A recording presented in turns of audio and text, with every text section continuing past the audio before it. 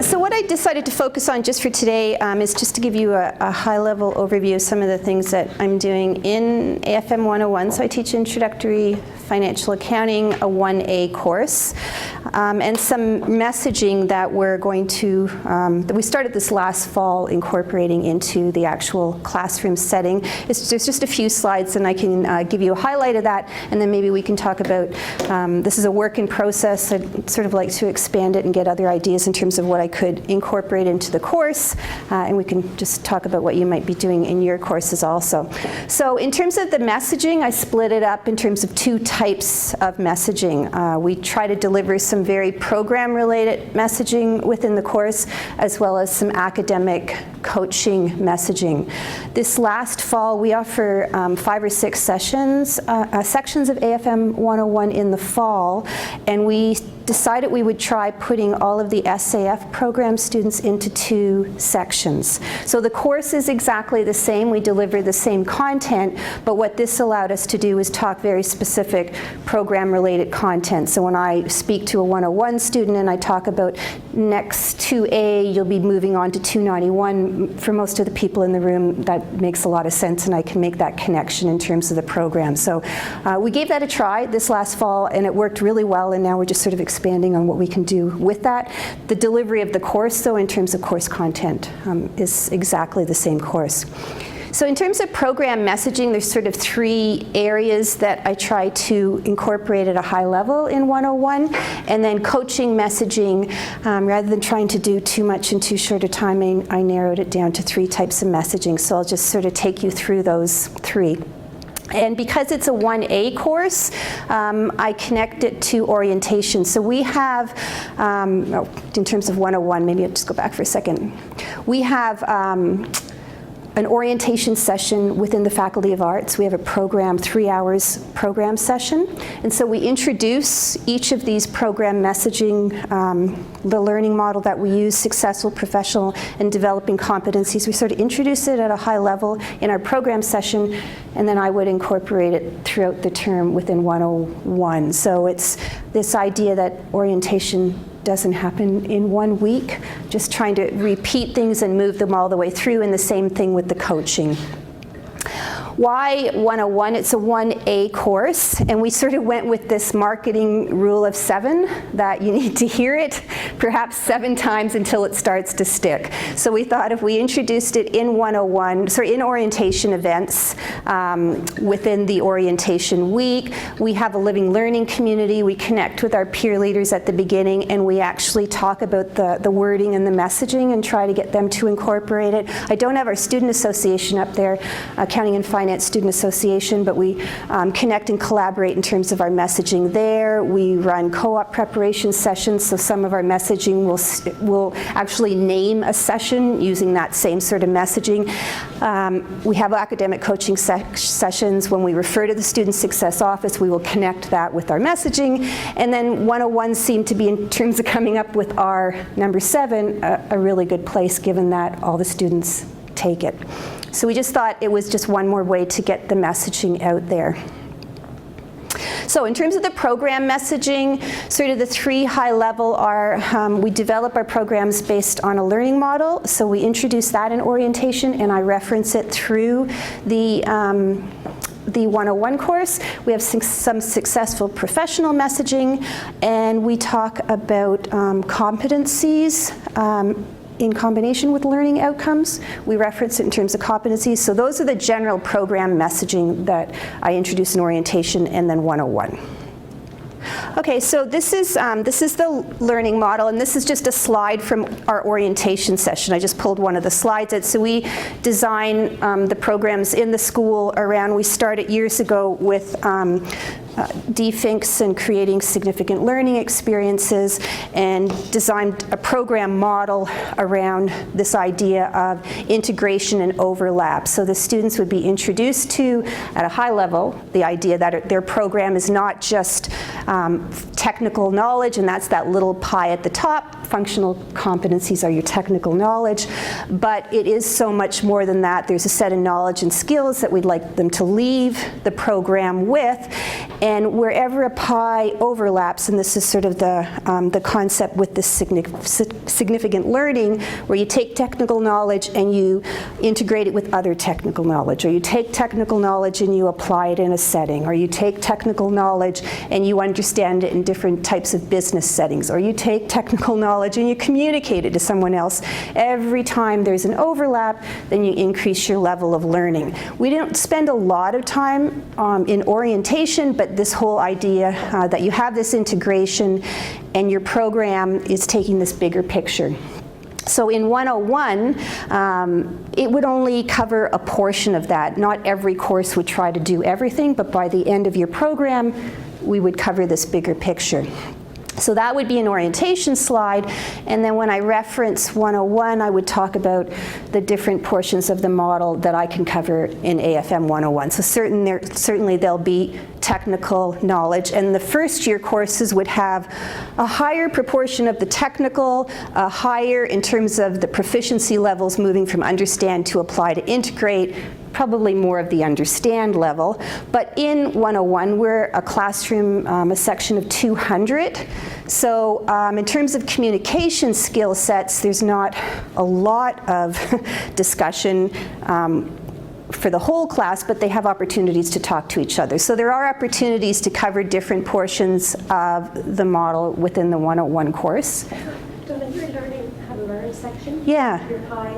Do you use an assessment measure to help students understand how they learn best and how they can engage and develop their core competencies using assessment tools? I haven't yet in 101. The piece that I use for 101 in terms of introducing the idea of learning how to learn is more of a transition from high school to university and some of the things that would change. So when I get to the coaching messages, I'll explain to that, but that's something that would be the next level, actually determining, introducing more of that. And there's pieces of this. We started delivering our coaching messaging in very separate sections. Come to an academic coaching session.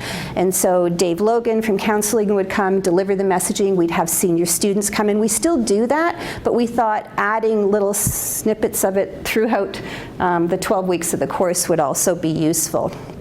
So this is in my AFM 101 content. That would be a slide, and we would talk about that throughout the term, keep coming back to the learning model and how that 101 connects to the higher program level. Around the outside of that model are professional qualities or professional behaviors that we encourage. They sort of hold the whole package together, and that also gets introduced at orientation and messaging throughout the whole term. So this would be the slide from orientation about those behaviors. At orientation, we use the analogy of a transition from a passive passenger on a bus to an engaged driver. And so that's why we've got the road, and I can show you at the end if you want a few pieces of our looping slide set how we sort of message that. But we thought, now you're the driver of the car, and so we did our take responsibility, learning, integrity, relationships, and opportunities around that driving setting. But then throughout 101, that was introduced in orientation. Throughout 101, I would use that sort of phrasing as I talk about different situations in terms of either academic integrity. Manage relationships in first year really is about there are so many opportunities and supports to connect. And in orientation, we've got this car on the road with hundreds of cars around it, and trying to balance that, all those relationships, and take advantage of them and learn from them. So if peer leaders are available for you, coming to office hours for faculty, connecting with senior students, connecting with the Student Success Office, so many relationships that would help you in your first year and then all the way through. So that would be messaging that I would incorporate throughout the term in 101. There's this balance between not doing it too much and not saying it too much, and I'm still trying to work with that. We have sort of a celebration event that we have at the very end of the year, and we decided we'd sort of close off this messaging, but we just were really subtle with it. We didn't want to make a big deal, because sometimes if it's heard, maybe 7 is good, but 20 is probably too much and overkill, so just trying to get the right balance with that. And the final messaging, so in terms of program messaging that I try to incorporate in orientation and year 1, AFM 101, is the learning model, those behaviors, and I used to refer to each chapter, what are the learning outcomes. Many of our students end up pursuing a professional designation, and they have competency maps in terms of their expectations as a professional. And so we use this reference to Dr. Peter Jensen, Igniting the Third Factor. Competence really is about being able to do it, whatever it may be, in the real environment when it counts. And so I would reference that throughout the term, anytime I had a chapter. So what is it in AFM 101 at the beginning of the term in the first week in terms of the high-level course objectives? All 6 of them would be identified as the it. They would be verbs. What do we expect you to do at the end of 101? So there's 6 course objectives, high-level course objectives. Define and use financial accounting terminology. Define, apply, understand. So we would focus them around the ability to be competent and do something. What would we expect at the end of the term? Record business transactions, prepare financial statements, and then 2 more, analyze financial statements. And the last one I'm going to come back to in a few minutes. It's my coaching piece. Actually, one of the 6 we thought in terms of designing the 101 course, that we wanted to incorporate our coaching messaging and the learning to learn piece within one of the 6 objectives. So as a 1A course, part of the responsibility of the course and me as an instructor is to deal with that transition from high school to university and those learning styles. So one of our 6 is, and we sort of struggled with what the verb would be. I can't expect at the end of that 1A term that they would all be applying it, or maybe perhaps not even valuing at that point, but at least starting to get a sense of, so we went with recognize the value, still trying to figure out the best wording of that, but I'll come back to the 3 Ps and what they mean, but it's actually one of the course objectives. And so in terms of competence, this is just an example of one chapter. At the end of the chapter on inventory, I would reference competencies. This is what I would expect you to be competent at by the end of this chapter, and incorporating that competency sort of messaging. And then again, using verbs because it's the doing of doing it. So those are the 3 program-related messaging, and then the 3 coaching, academic coaching messaging, high level, that I would incorporate throughout 101 and that do get introduced in orientation are our 3 Ps, a 2-for-1 model, and the curve of forgetting. So in terms of the 3 Ps, they are introduced at orientation, and they are prepare, participate, and practice.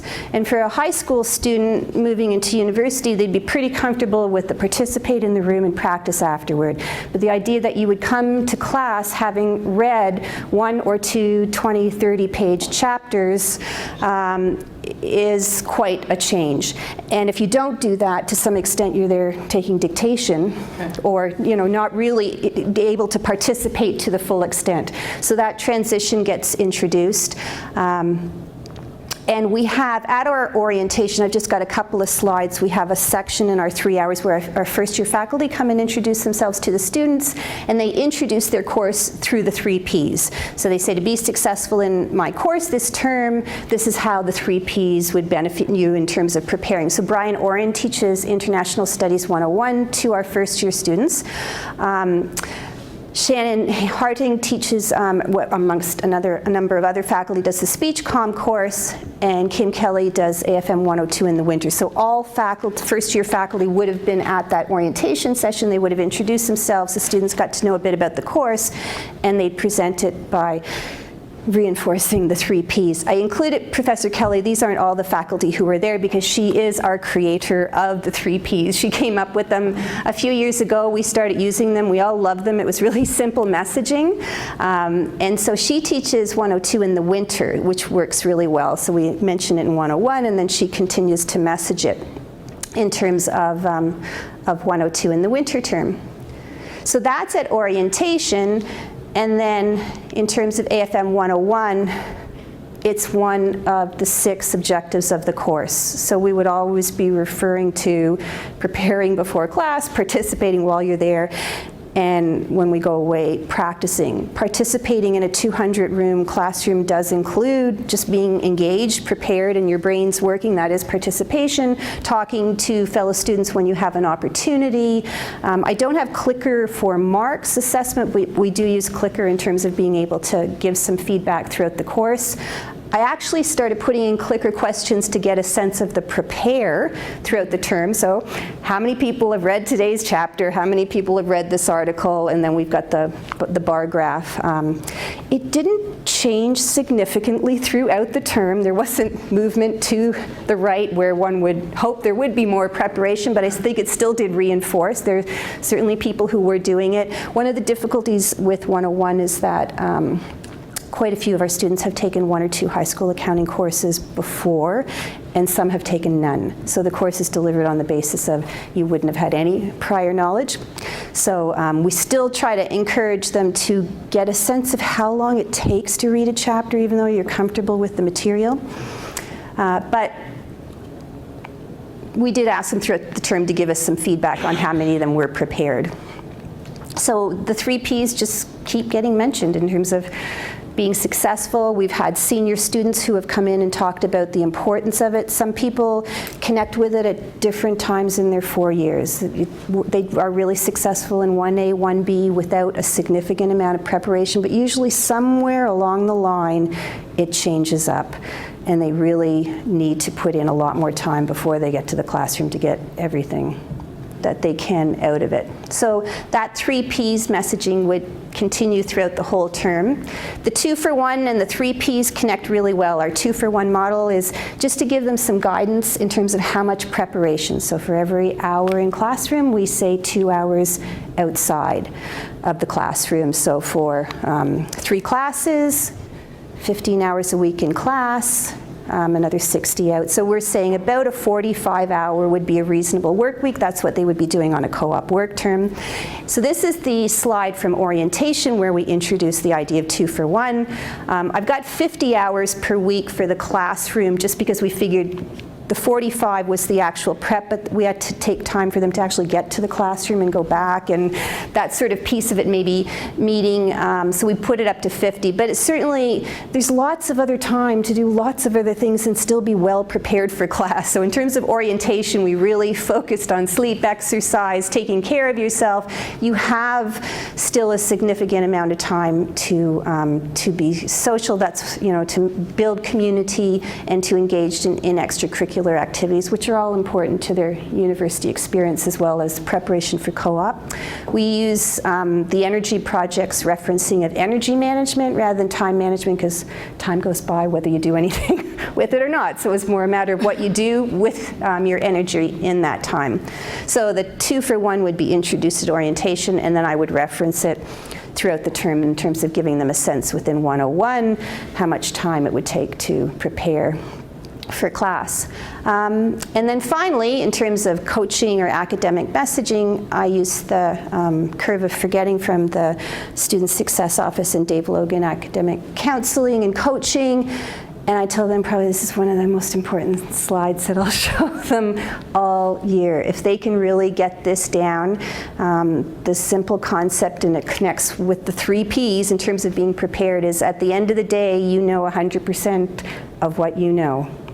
And if you don't do anything to reinforce it, that's how quickly it drops off. And then by the time midterms come around, in terms of your brain, That's where we're at. So it doesn't take a lot of time to bring it back. It's this continual review. So this weekend, and you need a really great schedule to make this work, but this weekend I'm not only scheduling time to prepare for those classes, I'm just doing the smallest amount of review of all of my classes to have it in my retained memory. So just small amounts, and this is Dave Logan's slide that he allows me to use, brings it back. Because if you don't, there's just this really big space that there's just too many hours that you don't have at that point to bring it back to that same level. So the curve of forgetting is mentioned several times throughout the first, the 1A term, and then throughout academic coaching sessions in the future. And we've got graduate students who certainly reinforce the benefits of it, that if I'm staying up on it, I do retain it. The other thing we link this to is AFM 101 is Introductory Financial Accounting. 291 is the next intermediate course. First week or so of 291, there's a quiz assessment, making sure your 101 is with you, and we're moving forward from that. So they know throughout 101 that if you stick with this, you've got great summary notes so you can go back and review, that you're ready when you come back in the fall to move forward with the next intermediate level, and it's not going back and trying to do that big refresher of all that content. So those are the three main ones. The other, we do talk a little bit about some of the other messaging that Dave Logan uses in some of his coaching sessions, a little bit about in terms of their circadian rhythms and times, just really taking care of themselves, because most, if you look at that, high is 8 in the morning till 12. And there's outliers. There's certainly people who work really well at 2 in the morning, but most of us sort of follow this pattern. A lot of our midterms are scheduled from 4:30 to 6. So just that awareness around that's where you are. You can tend to be low. Make sure, if you slept well the night before, take care of yourself, a snack before, because the tendency just in terms of our bodies is that we would be low at that time.